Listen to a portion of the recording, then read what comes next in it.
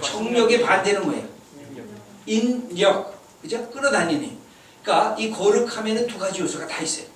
우리를 너무 다른 분이니까 내가 감히 어떻게 설 수 있겠습니까? 근데 그분이 나를 끌어다녀요.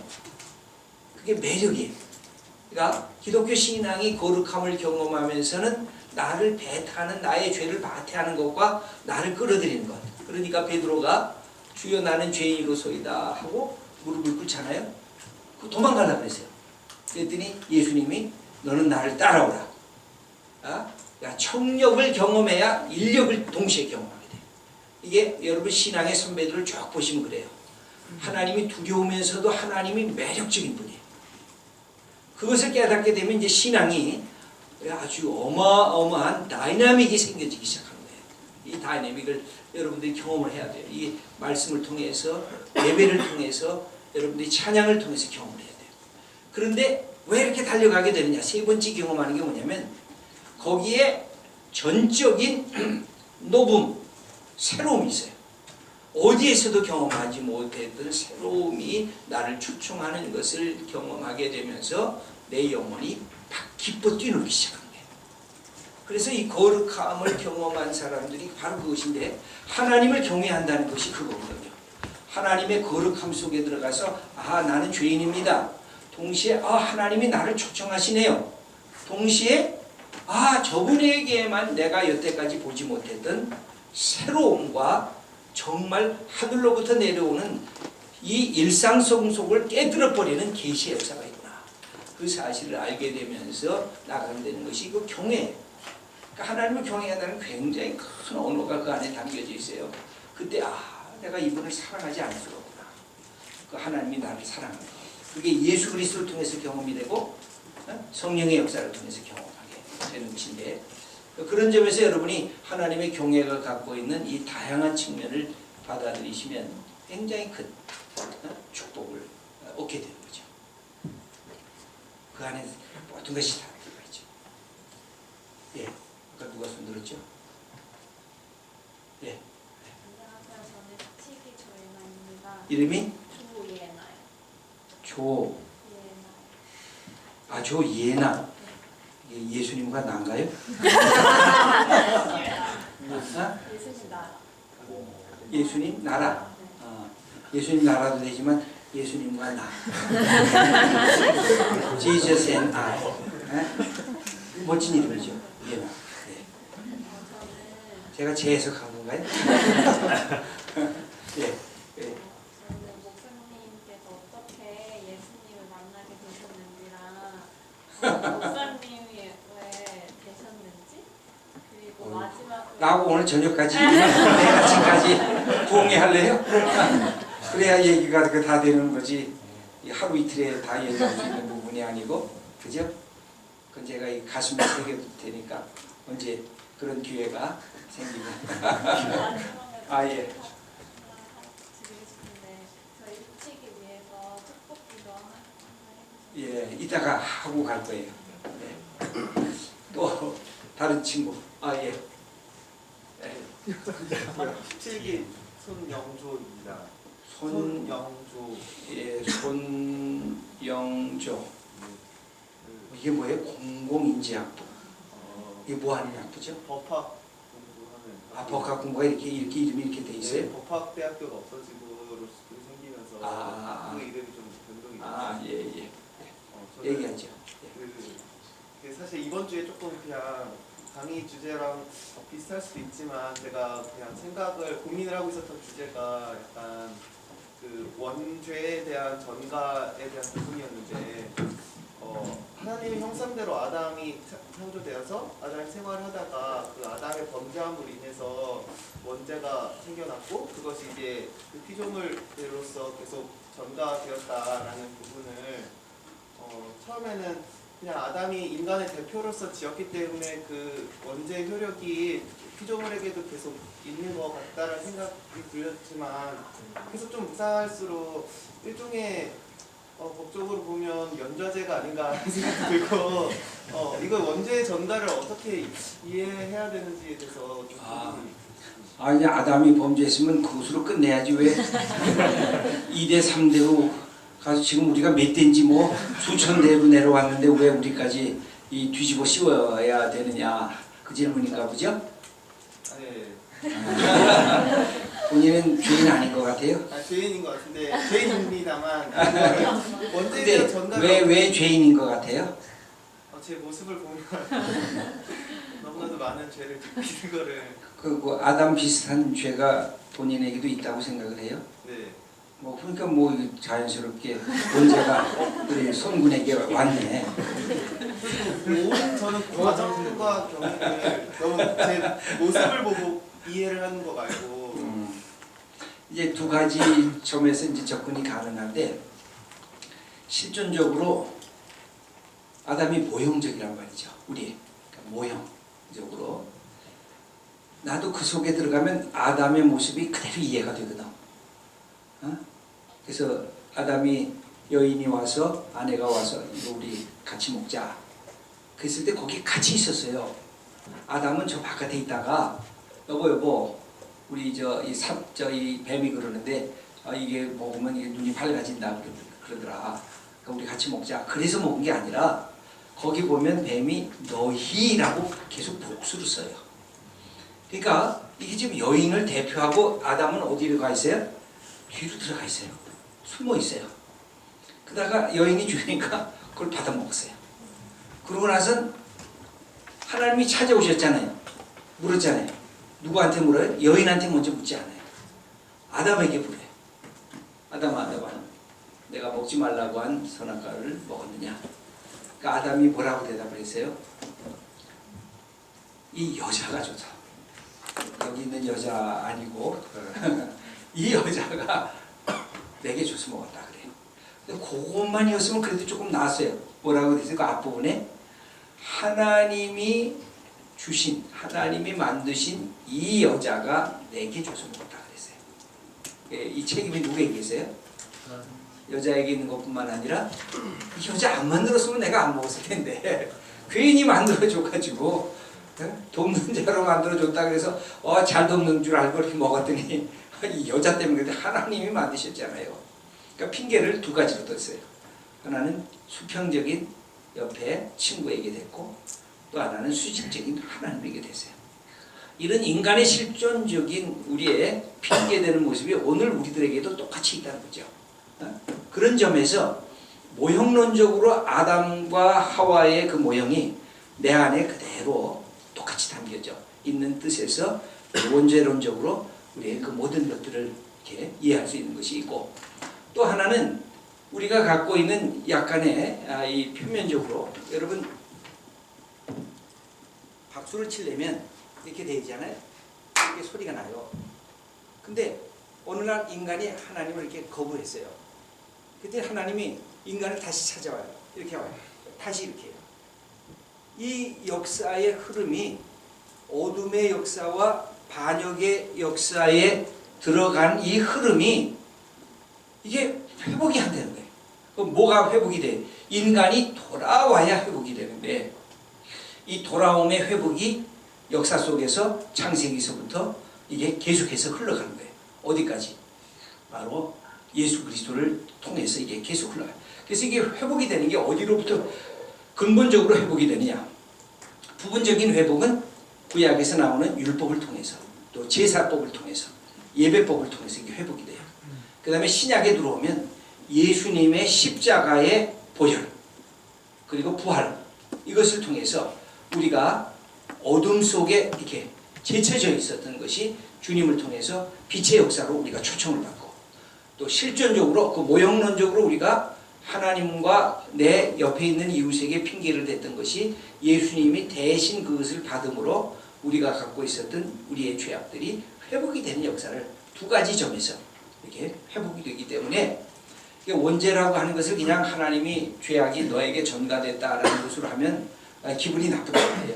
그러나 인간의 본죄 때문에 인간의 역사가 어둠의 역사로 이렇게 들어가는 것을 빛이 가면 다시 어둠의 역사를 만드니까 그 속에 우리가 그 자녀로 태어나게 된 것 그것이 하나의 공간적인 자리라고 한다면 아까 말한 대로 모형론적으로는 실존적인 자리 속에서 하나님과 이웃에게 우리의 죄를 회피하는 그런 모습으로. 그리고 우리 지금 손영조 친구가 스스로 생각할 때 내 실존이 내가 봐도 참 아담적 죄악이 그대로 있구나. 그것을 표현한 게 로마서 7장이에요. 그래서 되게 아담적 죄악이 그대로 있구나. 오라 나는 공부한 사람이다. 그러면서 그리스도를 통한 회복의 역사를 그가 노래하면서 찬양하는 곳으로 가는데, 그래서 원죄를 그냥 단순한 그냥 이건 피해 전승이다 이렇게 얘기할 때는 사실 이해하기가 어렵죠.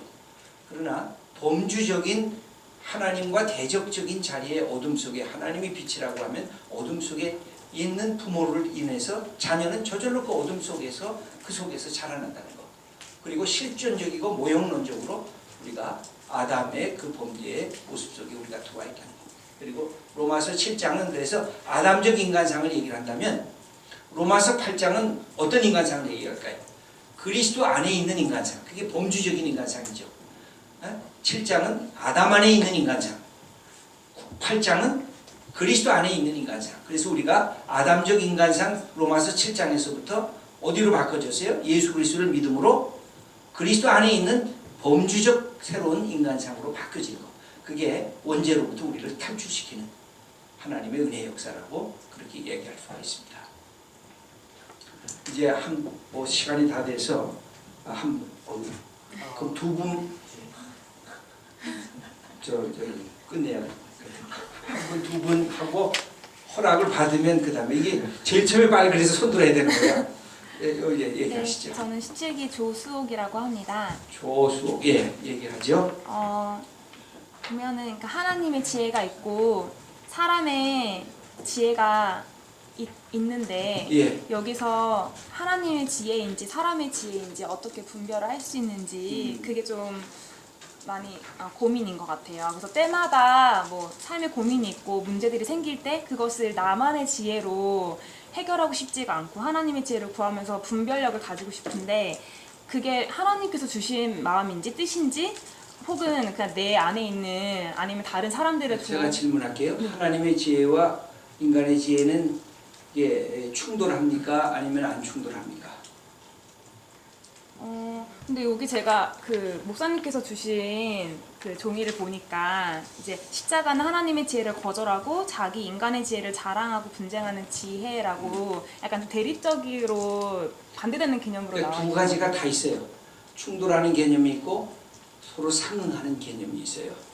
이거 십자가라고 하는 인간이 하나님을 저항하는 반역의 죄로서의 그 부분은 충돌인데 하나님이 우리에게 뭘 주셨어요?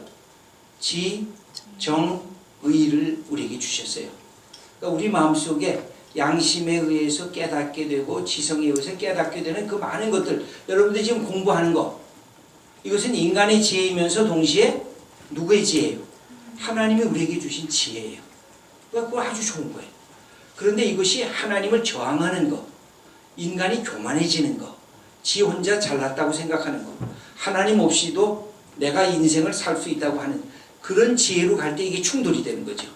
그러니까 여러분이 갖고 있는 그 지혜가 지정이 양심의 밑바탕이 된 것이라고 하면 90% 이상이 다 하나님의 지혜라고 할 수가 있어요. 그거를 활용해야 돼요. 모든 부분에 있어. 그래서 예수님이 뱀처럼 지혜로우라고 하는 게 뭐예요? 세상이 갖고 있는 모든 전략, 세상이 갖고 있는 모든 흐름을 너희도 꿰뚫어 하려는 거예요. 여러분이 경영학을 공부하면 경영학의 세상의 것들을 꿰뚫으라는 거예요. 여러분 전공이 뭐예요? 뭐야? 이게 경제학이 갖고 있는 것들을 꿰뚫 여기는 국제학이 더 넓으네. 국제학, 경제도 국제 다 이거 관계가 되죠. 여러분이 갖고 있는 전공에 있어서 세상이 갖고 있는 것들을 다 꿰뚫으라는 거예요. 근데 그렇게 꿰뚫다 보면 어떻게 해요? 지식은 항상 인간을 교만하게 만들어요. 그런데 이 지식도 한계가 있고 더 큰 하나님 지식이 있다는 사실을 깨닫게 되는 게 지혜거든요. 그러니까 그때는 연결하면서 포괄해야 돼요. 그러나 하나님 앞에 나아가는 교만의 지식이 될 때는 그것은 지혜가 안 될 수가 있거든요. 그 점만 알면 공부를 열심히 하는 게 좋은 거예요. 내가 갖고 있는 세상의 것들을 꿰뚫어 할 수 있는 것이 참 좋은 거예요. 그래서 여러분 모르면서 속는 건 안 돼요. 세상이 얼마나 험난한지 모르면서 세상에서 속으면 안 된다고. 세상 것을 다 알면서 예수님은 속았거든요. 다 알면서도 속임을 알면서도 그걸 감내했거든요. 그러면 돼요. 근데 몰라서 그렇게 되면 그건 정말 이건 그래서 제가 자꾸만 얘기해 너무 착해도 안 되고요. 여러분 손자의 병법이 뭐예요? 지피지기 백전불태 아니에요. 그래야 돼요. 적도 알고 나도 알아야 돼요. 그런데 기독교 신앙은 뭐예요? 지피지기 백전불태면서도 거기에 손자병법이 중요한 얘기예요. 싸우지 않고 이기는 거. 그건 굉장히 탁월한 지혜거든요. 거기에 우리 하나님께서 주시는 역사의 섭리를 깨달으면 그 부분을 우리가 더 바르게 이해할 수 있다고 보여져요. 예. 이게 시간이 지나가는데 이게 우리는 괜찮습니다. 요 다음이 뭐예요? 없어요. 토론 시간이에요. 학생들 토론. 토론이에요? 네. 하여튼 그러면 예. 하여튼 그러나 얘기하시죠. 17기 임예진입니다. 예. 네, 저는 아까 질문 대답하실 때 믿음이랑 자기에 대한 비난을 스스로 할 수 있는 용기라고 하셨는데 저는 사실 원래 스스로를 굉장히 비난을 잘 하는 편이고 말씀을 보면서도 항상 그 말씀 따라 살지 못하는 제 자신에 대해 너무 많이 돌아봐서 이제 주위 친구들은 그만 좀 생각해라 라고 할 정도로 하나님은 너가 자책하는 모습을 원하지 않으셔라고 말씀을 보통 많이 해주시거든요. 근데 이제 그 자책하면서 더 좋은 사람이 되는 그런 성숙하는 과정, 고뇌의 과정도 필요하면서 동시에 이제 하나님이 주시는 자존감도 있어야 하잖아요. 근데 그것과 사실 되게 상충되는, 그러니까 정말 그냥 단적으로 보면은 비난하면서 또 사랑하는 게 굉장히 어려운 일인데 그거에 대한 지혜가 있으시면 좀 말씀해 주셨으면 좋겠어요. 여러분에게 이제 이 지혜는 꼭 뭐와 같으냐면 지식은 축적이 가능하잖아요. 지혜는 가다가 어느 순간에 아하 익스피리언스가 필요해요. 이게 지혜가 갖고 있는 독특한 점이에요.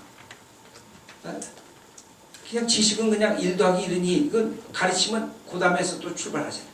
근데 지혜는 자기의 실존이 여기에 깊이 들어가서 고뇌 하다가 아하 이게 하나님께서 내게 주신 것이구나 하는 것이 이제 하나가 있고, 지금 그 부분은 자기 자신을 비난하는 용기는 자기 연민 속에 빠지라는 뜻은 아니고요. 자기 연민 속에 빠지면 이거 추락을 해요. 그럼 뭐가 돼요? 그럼 이제 우울증도 걸리고 자기의 실존이 무의미한 자괴감으로 이렇게 빠져들게 되는데, 예수 믿는 것의 가장 큰 것은 자존감이거든요. 내가 여러분 하나님의 아들이고 하나님의 딸이에요. 이 자존감은 세상이 주는 어떤 것보다. 그래서 내가 여기 그런 것을 하죠. 이게 5만 원짜리 있는데 이거 5만 원짜리라고 해봐요. 이걸 꽉꽉 꾸겼어요.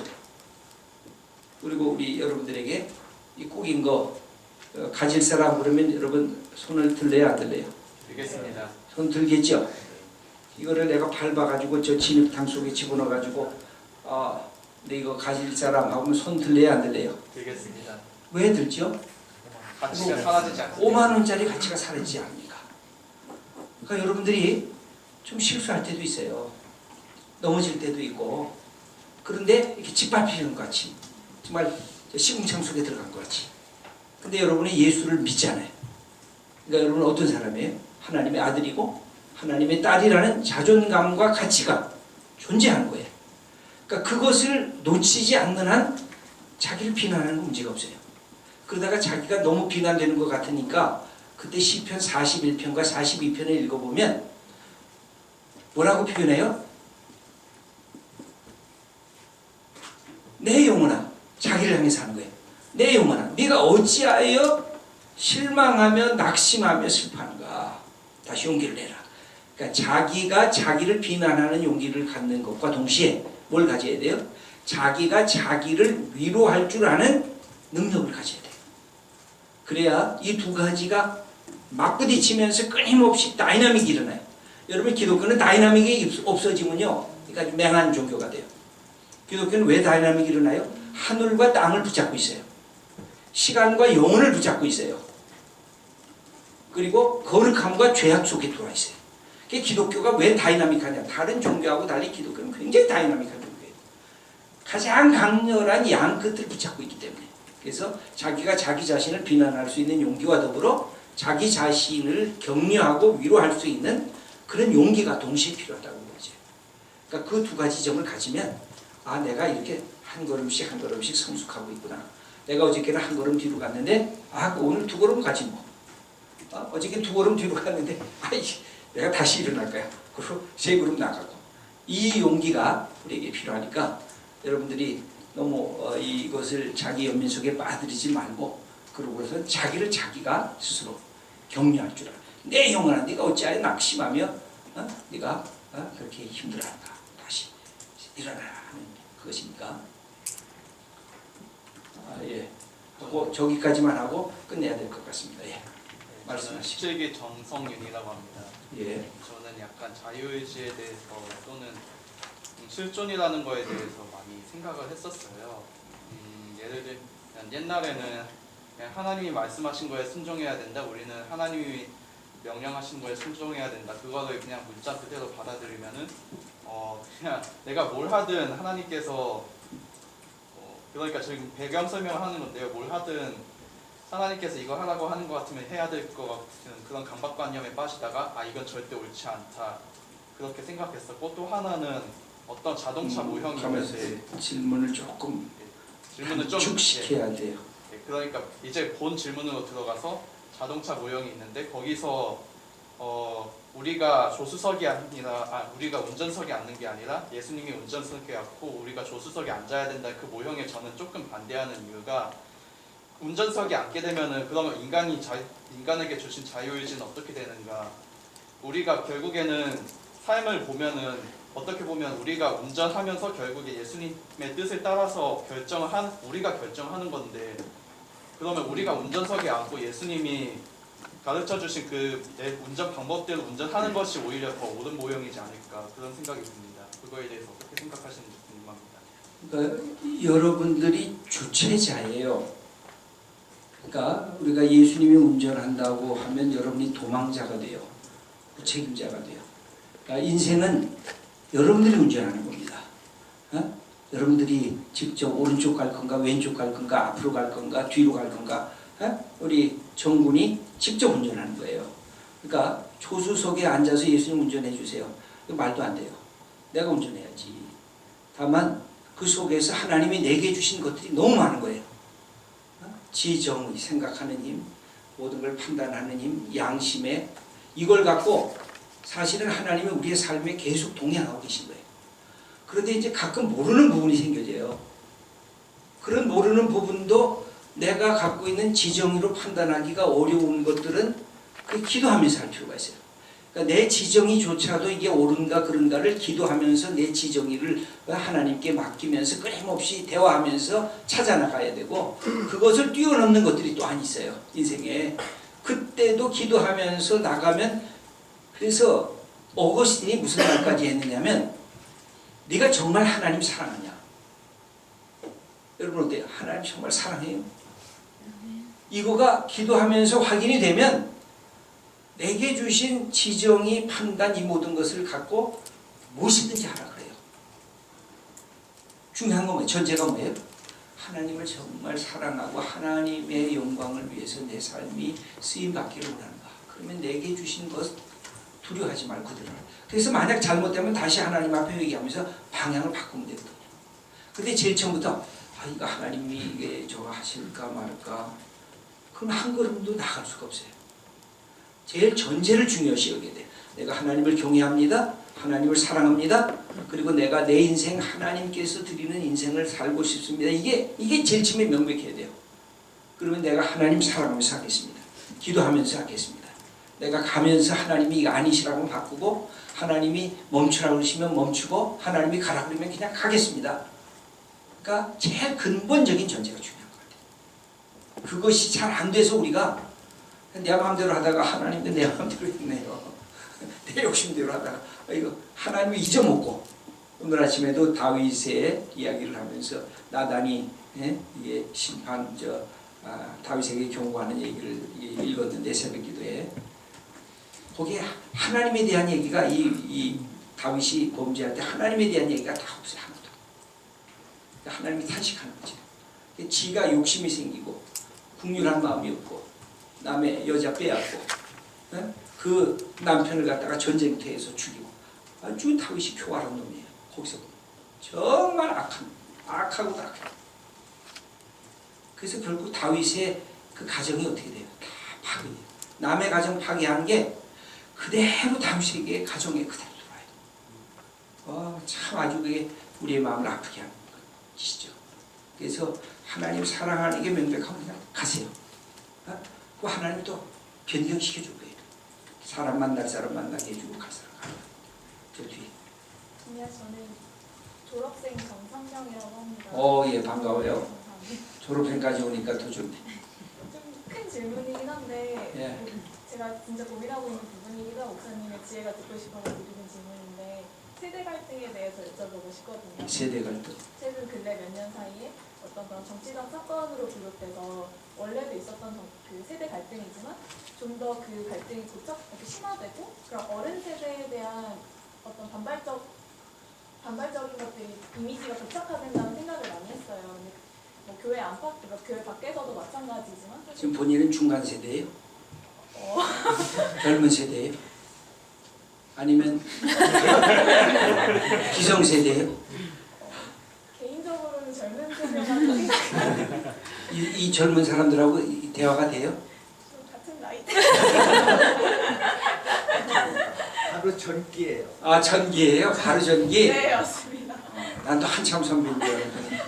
근데 사실 이제 교회 밖에서도 뭐 그렇지만 교회 안을 보면 중요한 어떤 교회 안에 결정들을 내리시는 분들이 장로님들이시고 어른분들이신데 사실 그런 분들이 저희가 봤을 때 좀 실망적인 부분들 특히나 어떤 그래서는 안 되는 정치적인 문제와 조금 질문을 요약해 주실래요? 네, 교회 안에서의 청년 세대와 어른 세대의 갈등을 어떻게 이해하고 그러니까 저는 어른들을 사랑하고 싶은데 그게 잘 안 될 때가 되게 많은 것 같아요. 어른들이 사랑스럽지 않아요? 지금 제일 큰 갈등은 아버지하고 아들이 대화가 안 되는 거예요. 우리 교회도 어르신들이 보수가 돼가지고 이 사회적인 얘기하고 김정은이 얼굴 보면 즉 갖다 그냥 전범으로 처형해야 되는데 김정은이가 트럼프하고 같이 있거든요. 세상에 이게 그냥 머리가 혼돈이 됩니다. 그동안 트럼프에서 태극기도 막 들었는데 이제 태극기도 들기 싫네요. 그런 우리 어르신들, 그분들은 뭘 경험했어요? 6.25라고 하는 그 삶의 가장 쓰라렸던 삶을 경험했어요. 근데 우리 아들들이 보면 우리 아버지 대화가 안 돼. 내 아버지인데 대화가 안 된다 그래요. 그리고 이게 우리가 갖고 있는 이 세대 간의 갈등의 제일 아픈 점이라고 할 수가 있습니다. 그래서 제가 우리 어르신들한테 그래요. 아들들하고 좀 대화를 하라고. 아들들하고 대화를 못하면서 말이지 젊은이들 말이지 이놈들 다 이게 진짜 망가졌다고 그 얘기 하시면 안 된다고. 아들하고도 대화를 못하면서 젊은이들 망가졌다고 그러면 됩니까? 그렇게 제가 얘기를 해요. 이 갈등의 문제는 너무너무 큰 거예요. 근데 이 부분을 두 가지로 이해를 여러분이 할 수가 있어요. 경험상의 차이가 있어요. 부모님들이 갖고 있었던 그 시대의 경험들, 우리 장로님들이 갖고 있는 시대의 경험들이 있어요. 그분들은 그 경험에 의하면 이렇게 판단할 수밖에 없어요. 이 남북의 문제도 저 김정은이는 저거 안 되거든. 저 세습한 저 금지 김정은이는 그냥 갖다 처단해야 될 놈인데 말이야. 저걸 어떻게 받아들이느냐. 이거에 대한 울분이 있는 거예요.